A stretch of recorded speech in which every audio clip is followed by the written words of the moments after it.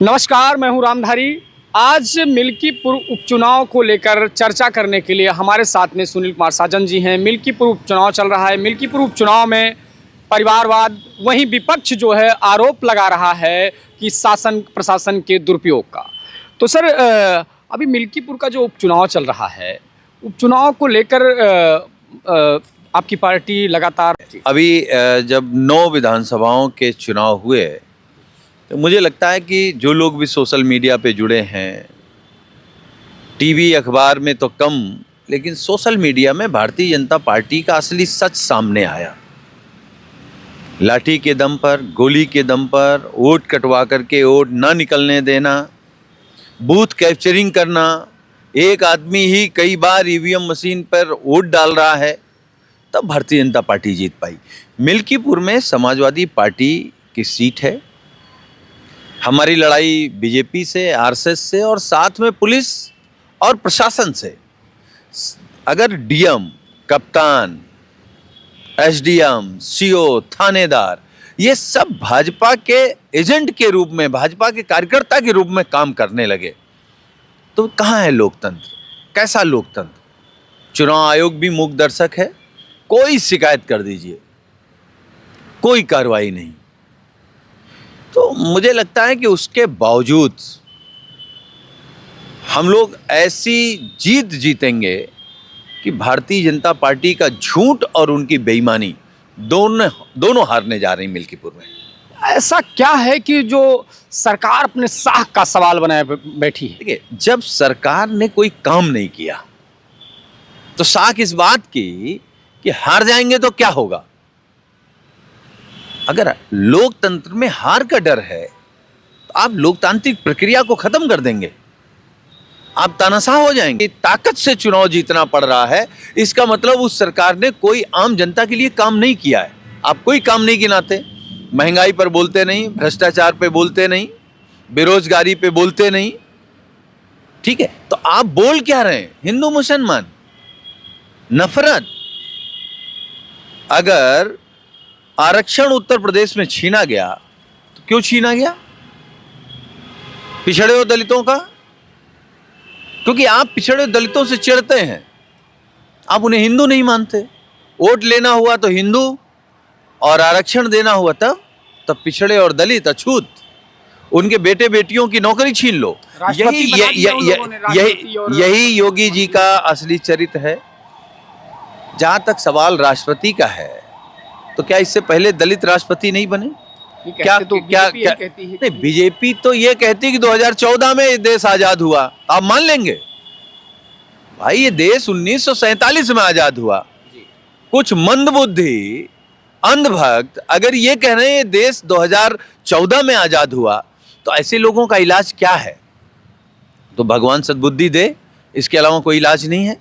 योगी जी ने मिल्कीपुर में चुनाव में संबोधित करते हुए कहा कि राष्ट्रवाद को लेके एक होना है और वहाँ के क्षेत्रीय मुद्दों की कोई चर्चा नहीं। फिलहाल उन्होंने वो जो है वहाँ का क्षेत्रीय मुद्दा ऐसा कुछ चर्चा नहीं किया। मुख्यमंत्री जी हो या भारतीय जनता पार्टी हो, इन लोगों ने राष्ट्रवाद की परिभाषा बदल दी। जो जितना भ्रष्टाचारी उतना बड़ा इनके लिए राष्ट्रवादी। इनके लिए चिन्मयानंद राष्ट्रवादी हैं, इनके लिए हाथरस के वो बलात्कारी राष्ट्रवादी हैं। जो जितना झूठ बोल ले, जितना नफरत फैला ले, तो इनका राष्ट्रवाद अलग है, हमारा आपका राष्ट्रवाद अलग है। अगर हमारे आपके राष्ट्रवाद में ये अपने को राष्ट्रवाद मानते तो क्या देश की सीमाएं जिस तरीके से सुरक्षित हैं वैसे होती? बहन बेटियों की इज्जत इस तरीके से लूट रही होती? राष्ट्र का पैसा लेकर के इनके मित्र लोग भाग रहे हैं, उसमें मदद कर रहे हैं। ये लोग राष्ट्रवादी हैं। आज़ादी की लड़ाई में जिन लोगों ने माफ़ी मांग लिया, माफ़ी वीर थे, वो इनके वैचारिक आका हैं।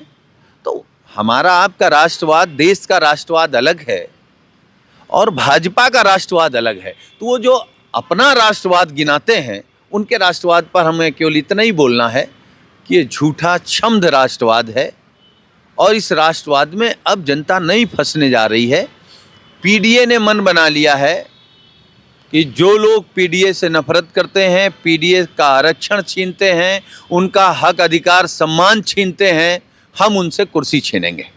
वहाँ पर संबोधन के दौरान एक बात उन्होंने और कही कि जो परिवारवाद का आरोप लगा कि भी सांसद थे, विधायक थे, फिर उनको टिकट दे दिया गया है। बीजेपी इस तरीके से नहीं करती, हालांकि टिकट भी एक कार्यकर्ता को उन्होंने दिया। तो इसको किस तरीके से टैकल कर रहे हैं आप लोग? परिवारवाद केवल राजनीति की बात कर रहे हैं योगी जी। योगी जी तो खुद परिवारवाद से संत हुए हैं। अगर पुराने महंत जी के ये रिश्तेदार भांजे नहीं होते तो क्या ये पीठासुर होते, उस मठ के मठाधीश होते? बड़ी बात आप बता रहे हैं। नहीं, क्योंकि सच यही है कि योगी जी मठाधीश ही परिवारवाद के चक्कर में बने हैं, वरना उनकी भाषा व्यवहार से लगता नहीं कि संत ऐसे भी होते हैं। संतों का बड़ा आदर है, सम्मान है। हम लोग तो मुख्यमंत्री जी का भी सम्मान करते हैं, लेकिन कभी कभी सवाल खड़े होते हैं कि क्या संतों की भी भाषा और व्यवहार ऐसा होता है?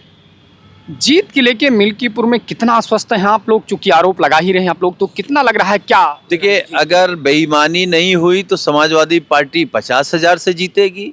ये सब मिलकर के बेईमानी कर लेंगे तो भी हम लोग 25,000 प्लस से जीतेंगे। यानी किसी भी कीमत पे चुनाव समाजवादी पार्टी जीतेगी, चुनाव समाजवादी पार्टी ही जीतेगी। क्या संदेश देना चाहेंगे मिल्कीपुर की जनता को? नहीं, हम तो आपके चैनल के माध्यम से सम्मानित मिल्कीपुर की जनता से केवल यही कहेंगे कि आप समीक्षा करिए, अपने आप से सवाल करिए कि भारतीय जनता पार्टी ने जो वादे किए थे क्या उस पर खरी उतरी है? क्या महंगाई कम हुई है? क्या आपके बच्चों को रोजगार मिले हैं? क्या जब आप बीमार होते हैं तो अस्पतालों में डॉक्टर और दवा मिलती है? बिजली की क्या हालत है? खाद पानी की क्या हालत है? सड़कों की क्या हालत है? अगर सब लोग अपने आप से सवाल खड़ा करेंगे तो भारतीय जनता पार्टी जमानत नहीं बचा पाएगी मिल्कीपुर में। बहुत बहुत धन्यवाद। ये थे सुनील कुमार साजन जी, जिन्होंने खुलकर कहा कि अगर परिवारवाद की बात आती है तो महाराज जी भी जो मठ के महंत हुए हैं वो भी परिवारवाद की ही देन है। साथ ही साथ इन्होंने मिल्कीपुर की जीत की बात की है। मिल्कीपुर की जीत को लेकर आश्वस्त हैं और उन्होंने कहा कि मिल्कीपुर की जनता महंगाई, बेरोजगारी, इन सब मुद्दों को लेकर वोट करेगी। अगर शासन का, प्रशासन का दुरुपयोग नहीं हुआ तो जीत समाजवादी पार्टी की तय है।